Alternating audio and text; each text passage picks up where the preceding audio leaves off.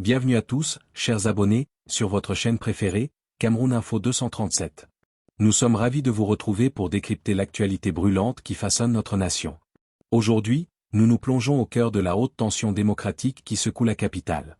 Le titre de notre reportage est d'ailleurs sans équivoque, le Conseil constitutionnel, dernier rempart face au contentieux électoral de la présidentielle 2025 minutes. Au programme de cette vidéo, nous allons analyser l'audience cruciale tenue ce vendredi au Palais des Congrès de Yaoundé. Nous vous expliquerons en détail ce que signifie le recomptage des votes réclamés par des acteurs comme Christian Beaumont-Timbane.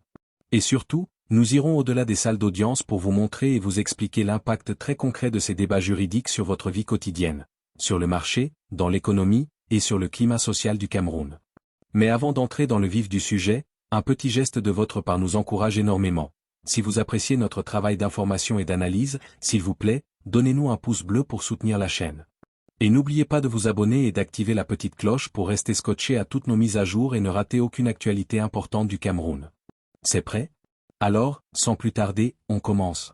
La haute tension démocratique, le Conseil constitutionnel, dernier rempart face au contentieux électoral de la présidentielle 2025. Yaoundé, le 24 octobre 2025 la capitale camerounaise retient son souffle. Tandis que l'attente des résultats officiels de l'élection présidentielle du 12 octobre se prolonge, le Conseil constitutionnel est au centre de toutes les attentions. Ce vendredi 24 octobre, le Palais des Congrès de Yaoundé est une nouvelle fois le théâtre d'une audience cruciale, présidée par le président Clément Atanga, pour statuer sur l'épineux contentieux électoral. Loin d'être une simple formalité juridique, ces audiences incarnent le cœur de la tension post-électorale et soulignent l'enjeu primordial de la transparence pour la stabilité du pays. Le nœud du débat, recomptage et annulation. L'audience de ce jour concerne notamment le recours introduit par le parti héritage de l'avocat et acteur politique, Christian Beaumont-Timbane. L'explication détaillée, la demande de recomptage. Monsieur Ntimbane et d'autres requérants s'inscrivent dans une démarche visant à garantir la légitimité des résultats. Ils réclament le recomptage des votes. Qu'est-ce que cela signifie? Le recomptage, c'est la vérification physique et publique des bulletins de vote et des procès-verbaux, PV, de dépouillement, bureau de vote par bureau de vote. Pourquoi est-ce demandé? Les requérants estiment que les résultats compilés par la Commission nationale de recensement général des votes pourraient comporter des erreurs, voire des fraudes. Ils dénoncent des irrégularités dans le processus de comptage, souvent basées sur des PV jugés falsifiés ou incomplets. La pression. Pour ces plaignants, la transparence n'est pas un luxe, mais une condition essentielle pour préserver la paix sociale au Cameroun. Impact sur la vie actuelle, pourquoi ces débats nous concernent tous? Ces batailles juridiques qui se déroulent dans l'enceinte feutrée du Palais des Congrès ont des répercussions directes et très concrètes sur la vie de chaque Camerounais. Le débat juridique l'impact sur la vie quotidienne des Camerounais. Le rejet des requêtes d'annulation, 8 requêtes rejetées précédemment, l'incertitude économique. Tant que les résultats ne sont pas définitifs et acceptés, l'incertitude plane sur la politique économique du prochain mandat, investissement, budget, réforme fiscale.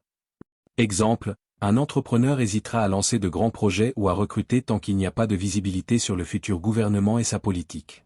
La demande de recomptage le test de confiance. Si le Conseil constitutionnel rejette sans justification claire ces demandes, cela peut alimenter la défiance populaire envers les institutions. Exemple, les jeunes, en particulier, déjà fragilisés par le chômage, pourraient se sentir dépossédés de leur voix, ce qui peut se traduire par des mouvements de protestation ou une désaffection durable de la politique. L'attente prolongée des résultats. Le climat social tendu, chaque jour d'attente prolonge la fébrilité. Les rumeurs, les fake news et les autoproclamations de victoire circulent, créant une atmosphère volatile.